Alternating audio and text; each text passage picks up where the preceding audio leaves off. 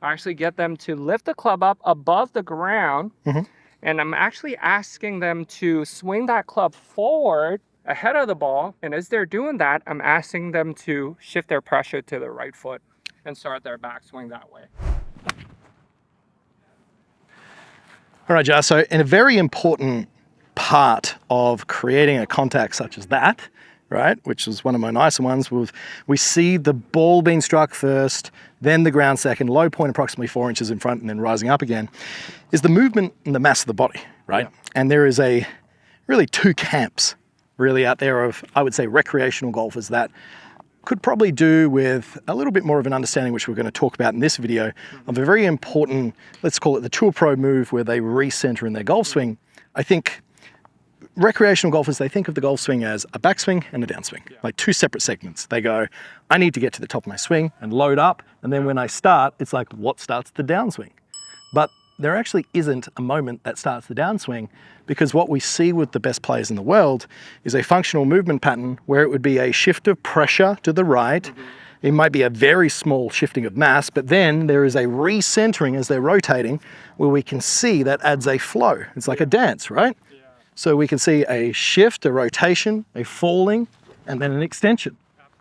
So talk to us about the importance of that. Yeah, I think that one of the issue that we see on the lesson tee all the time is, okay, we'll have guys that come set up on us. Go ahead and take a setup for me real quick, right? And first lesson, he's got like 4 inches of sway in the pelvis. Yeah, he's like over here. And then we're like, okay, you got to turn more. So now when they come to the next lesson, come back to your setup here again, they start going this way right away with a lot of turn, right? That's kind of what you're talking about as far as the importance of recentering and trying to get the center pressure and center mass kind of in order. So I think that probably one of the drills that I probably use the most on a daily basis on the lesson tee is very simple. I actually just get them to come set up to it. I actually get them to lift the club up above the ground, and I'm actually asking them to swing that club forward ahead of the ball. And as they're doing that, I'm asking them to shift their pressure to the right foot and start their backswing that way. Absolutely. Yeah, wow, right? okay. So we're almost, again, trying to create a relationship, or we're trying to affect the body pattern with almost how it's reacting with the club, right? So as you're going here, I was just like, okay, right?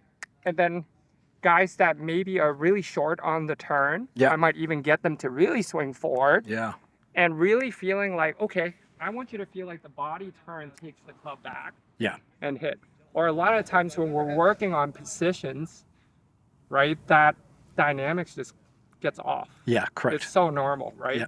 So when I'm trying to get them back to kind of flowing better again, getting a little bit better dynamics through the club, I definitely rely on this drill. Yeah, I think that's great. And there's so many variations of this. Like I do a lot of step drills with this, but this is fantastic because I've actually never used this in a lesson myself. I've seen it, but it's like you shift the club forward, you push into the right for the right-hander, and then what that does is that creates a force into the ground, which then with momentum, if you do this together, it almost looks like some of like a little bit of a Matt Wolf sort of trigger here. As we do that, then that encourages the body to actually pivot back. And then once we are in this pivoting motion, just talk to the players here just about the recentering. So just like you were mentioning before, right, is that lead arm get to parallel to the ground. That's when we start to see, you know, that center pressure line kind of starting to tilt to the right off of the right foot.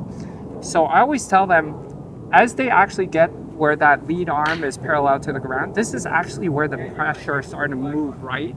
Yeah. It doesn't mean your rotation of the backswing is going to stop.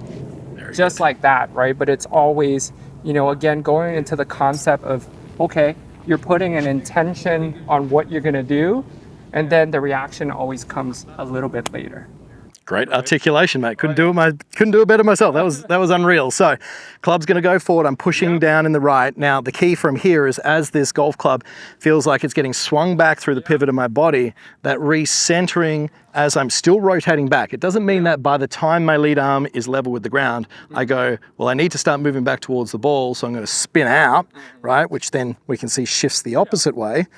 But as if I'm starting from a static position behind the golf ball, I move to lead arm parallel. We would see as a general rule of thumb, let's say with an iron that the majority of weight is loaded up on the trail foot by this side, let's say 80%, right?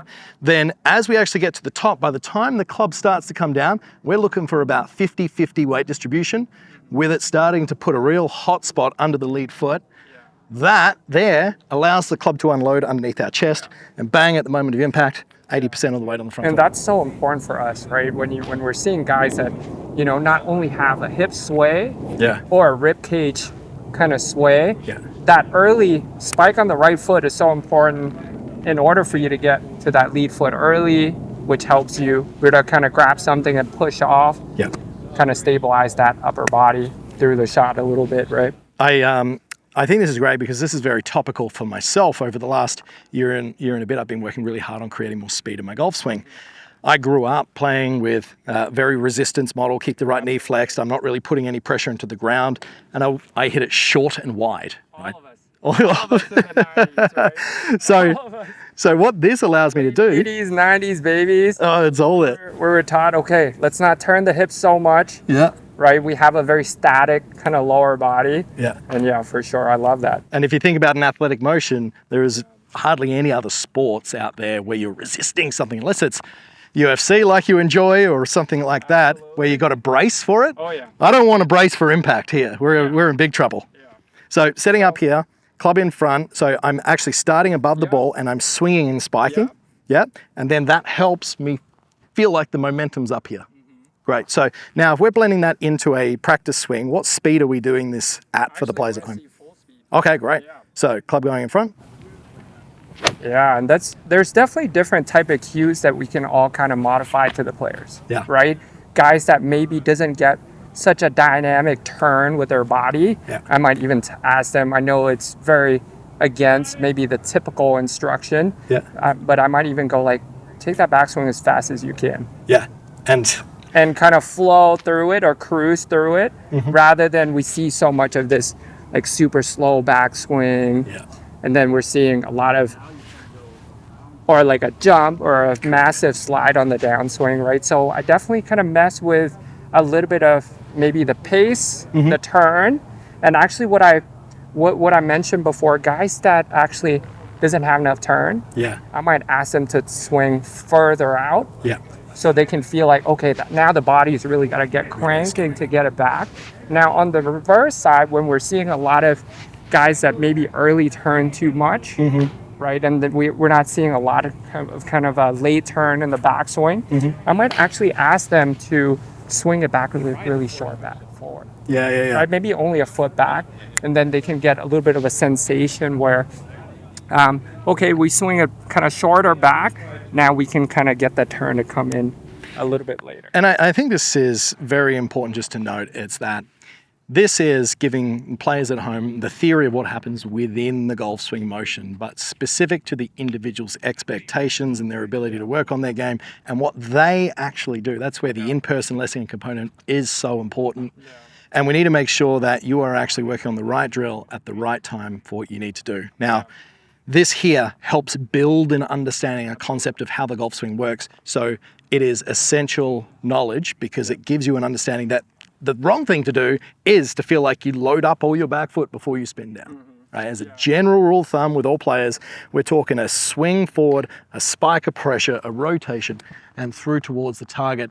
The more you are active, dynamic, you move your body, the club moves at an effect to that, the more speed you can create, the more consistency. Yeah, we're always talking about flow, right? It helps them, maybe get into the flow of things, maybe getting out of some of the position-based part of our lesson, and maybe starting to address the dynamics a little bit. Yeah, mate, I love it. So for me, I'm going to feel like I'm pushing hard in there, and this is actually what I do when I'm trying to work on my driver speed at the moment. So I'm going to blend that into the follow through. Love that naturally flowing towards the target. I might give this one a little bit of herbs.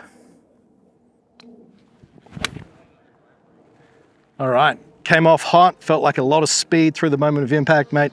Great drill, love it. Thank you, man.